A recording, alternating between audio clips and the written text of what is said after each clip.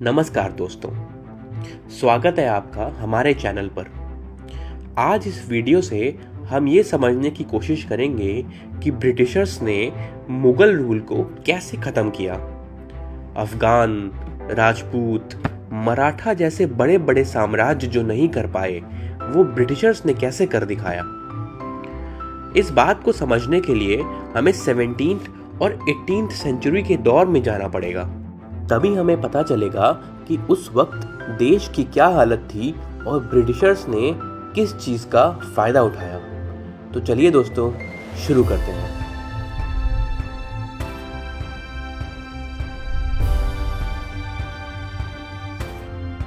कहानी शुरू होती है 1600 AD में, जब कुछ ब्रिटिश बिजनेसमैन और मर्चेंट्स मिलकर एक ट्रेडिंग कंपनी की शुरुआत करते हैं जिसका नाम था east India company. Queen Elizabeth की चार्टर से उन्हें ईस्टर्न वर्ल्ड में ट्रेड करने का राइट भी मिल जाता है। इसके बाद ईस्ट इंडिया कंपनी के कैप्टन हॉकिंस और Thomas Roe Mughal emperor Jahangir के पास आते हैं। वो जहांगीर को कई सारे गिफ्ट्स देते हैं और इंग्लैंड के साथ ट्रेड करने के फ़ायदे समझाते हैं। लेकिन पोर्टुगीज़ के प्रेशर में आके जहांगीर इनिशियली उनके साथ ट्रेड करने से मना कर देते हैं, पर ब्रिटिशर्स ने उन्हें यह कहकर कन्विंस कर लिया कि अगर वह उनके साथ ट्रेड करेंगे तो टैक्स के कंपैरिजन में उन्हें ज़्यादा फ़ायदा होगा। फिर एक शाही फरमान यानी एम्परर्स ऑर्डर के ज़रिए ईस्ट इंडिया कंपनी को पूरे मुगल एम्पायर में अपनी फैक्ट्रीज खोलने और ट्रेड करने की इजाज़त मिल जाती है। बस फिर क्या, इसके बाद ब्रिटिशर्स ने सूरत, मद्रास, पटना, बॉम्बे और कलकत्ता जैसे शहरों में अपनी फैक्ट्रीज इस्टेब्लिश कर लीं। धीरे धीरे उनके लॉज अच्छे थे और उनके कॉन्ट्रैक्ट्स भी बहुत अच्छे थे, जिसकी वजह से उनका काम और प्रोडक्टिविटी काफ़ी अच्छा था। इसी वजह से आसपास के शहरों के एरियाज डेवलप होने लगे और लोग तरक्की करने लगे और दूर दूर के ट्रेडर्स और मर्चेंट्स इन सिटीज़ की तरफ अट्रैक्ट होने लगे। जब इतनी ज़्यादा अटेंशन मिली तो ब्रिटिशर्स की एम्बिशन काफ़ी बढ़ने लगी। पहले उनका मकसद सिर्फ ट्रेड करना था, लेकिन अब उन्होंने सोचा कि अगर पॉलिटिकल पावर भी मिल जाए तो ट्रेड और भी प्रॉफिटेबल हो जाएगा और उन्हें कोई भी रोक टोक नहीं होगी। इसी लालच में ईस्ट इंडिया कंपनी ने 1686 में औरंगज़ेब के खिलाफ जंग छेड़ दी, पर क्योंकि औरंगज़ेब की सेना काफ़ी बड़ी थी, वह उनके सामने टिक नहीं पाए और ब्रिटिशर्स बुरी तरह हार गए।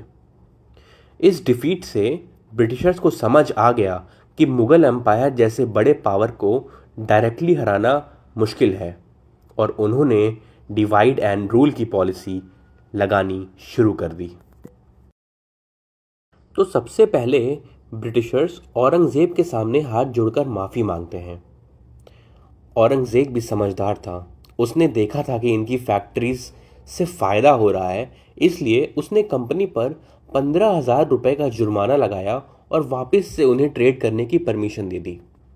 दोस्तों, ये वो लाइफलाइन थी जो आगे चलकर ईस्ट इंडिया कंपनी के लिए गेम चेंजर बनने वाली थी। और आखिरकार 1707 में औरंगज़ेब की मृत्यु हो गई और मुग़ल एम्पायर में सक्सेशन को लेके कॉन्फ्लिक्ट्स छिड़ गए।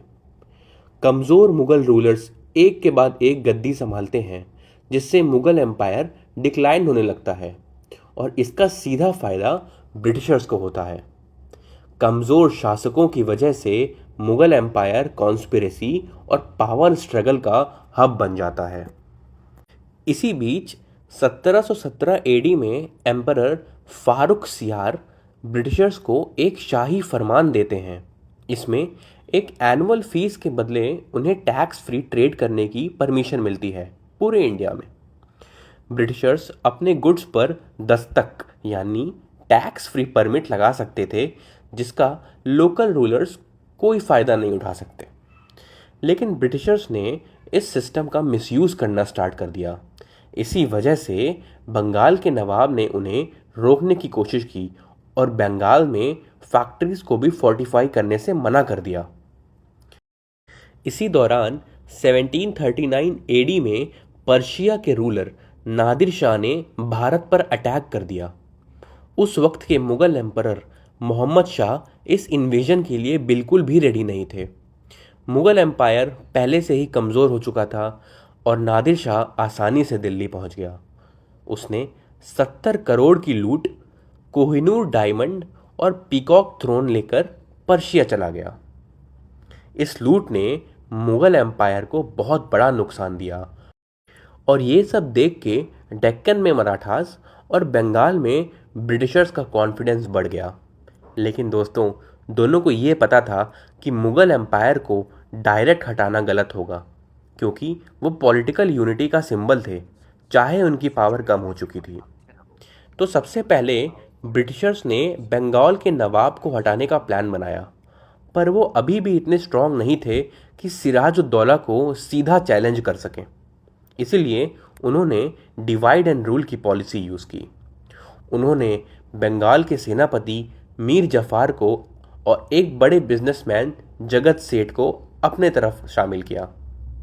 फिर 1757 में बैटल ऑफ प्लासी में सिराजुद्दौला को हराकर ब्रिटिशर्स ने बंगाल पे कब्जा किया। उधर 1759 में मराठास मुगल एम्परर शाह आलम II के साथ मिलकर उन्हें प्रोटेक्शन ऑफर करते हैं। अब मुगल एम्पायर की प्रॉब्लम्स मराठास की प्रॉब्लम बन चुकी थी। नादिर शाह के मरने के बाद उसका जनरल अहमद शाह अब्दाली फिर से दिल्ली पर रेड करने वाला था और 1761 में थर्ड बैटल ऑफ पानीपत में मराठा आर्मी उससे लड़ती है और बुरी तरह से हार जाती है। यहाँ एक इम्पॉर्टेंट पॉइंट ये था कि अब्दाली इतना स्ट्रांग नहीं था कि वॉर के बाद दिल्ली पर कब्जा कर सके और मराठास ऑलरेडी हार चुके थे। इस वजह से एक पॉलिटिकल वैक्यूम क्रिएट हो जाता है। ब्रिटिशर्स ने इसी पॉलिटिकल वैक्यूम का फ़ायदा उठाया। 1764 में बैटल ऑफ बक्सर में ब्रिटिशर्स ने नवाब मीर कासिम, नवाब अवध और मुगल एम्परर शाह आलम II की जॉइंट सेना को हरा दिया और उसके बाद ट्रीटी ऑफ इलाहाबाद साइन होती है, जिसमें ब्रिटिशर्स बंगाल, ओडिशा और बिहार के दीवानी राइट्स यानी रेवेन्यू कलेक्शन के राइट्स ले लेते हैं। और जब तक थर्ड बैटल ऑफ पानीपत ख़त्म होती है, उसके कुछ साल बाद ब्रिटिशर्स ने मराठा, मैसूर और हैदराबाद के रूलर्स के खिलाफ स्ट्रैटेजी शुरू कर दी। सबसे पहले ब्रिटिशर्स ने मराठा एम्पायर के अंदर हो रहे इंटरनल कॉन्फ्लिक्ट्स का फ़ायदा उठाया और गायकवाड़, सिंधिया, होलकर और भोसले को आपस में डिवाइड कर दिया। कुछ से की दोस्ती और कुछ से की दुश्मनी और मराठास को आपस में ही लड़वा दिया। धीरे धीरे सिंधिया और भोसले लॉर्ड वेस्ली की सब्सिडरी अलायंस को एक्सेप्ट कर लेते हैं, जिसके अंडर ब्रिटिशर्स उन्हें आर्मी सपोर्ट देने का प्रॉमिस करते हैं। दूसरी तरफ हैदराबाद के निज़ाम को ब्राइब देकर ब्रिटिशर्स उन्हें भी अपने साइड कर लेते हैं। इसी वजह से मैसूर के रूलर टीपू सुल्तान अकेले पड़ जाते हैं और बहुत ही बहादुरी से लड़ने के बाद भी 1799 में एंग्लो मैसूर वॉर में वीरगति को प्राप्त हो जाते हैं। दोस्तों, ये तो हुई बैटल्स और रूलर्स की बात, लेकिन ब्रिटिशर्स ने सोशियो इकोनॉमिक टैक्टिक से भी अपने आप को स्ट्रॉन्ग किया। किसी भी समय का रूलर हो, चाहे मुगल हो या नवाब, उनका मेजर रेवेन्यू सोर्स होता था गरीब हेल्पलेस फार्मर्स। पर ब्रिटिशर्स ने बेटर लैंड रेवेन्यू सिस्टम और रूल ऑफ लॉ की मदद से इंडियन पॉपुलेशन की लॉयल्टी जीत ली। जैसे 1793 के नए लैंड रेवेन्यू सिस्टम में कुछ ज़मींदार वॉरेन हेस्टिंग्स के खास बन गए, क्योंकि उस सिस्टम से उनका काफ़ी फ़ायदा हो रहा था। ऐसी ही छोटी छोटी पॉलिसीज़ के ज़रिए ब्रिटिशर्स मुगल एम्पायर का एग्जिस्टिंग सिस्टम डिस्प्लेस कर देते हैं। सिर्फ इतना ही नहीं, ब्रिटिशर्स एजुकेशनल रिफॉर्म भी लेके आए, जिसके इम्पैक्ट में राजा राम मोहन रॉय और ईश्वर चंद्र विद्यासागर जैसे लोग भी उनके सपोर्टर बन गए।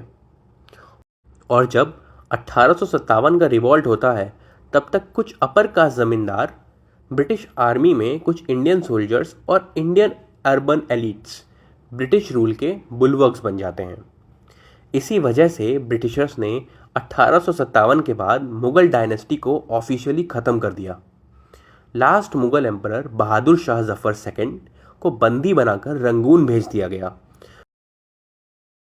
और मेजर विलियम हडसन दिल्ली के अंतिम मुगल शहजादों को खूनी दरवाजे पर बड़ी ही निर्दयता से मार डालते हैं। तो दोस्तों अभी तक जो हुआ उसको समराइज करते हैं। अगर देखा जाए तो मुगल्स अपनी वीक लीडरशिप और आउटडेटेड सिस्टम की वजह से 19th सेंचुरी तक इर्रेलेवेंट हो गए थे, पर ब्रिटिशर्स ने उन्हें 1857 तक पपेट की तरह इस्तेमाल किया।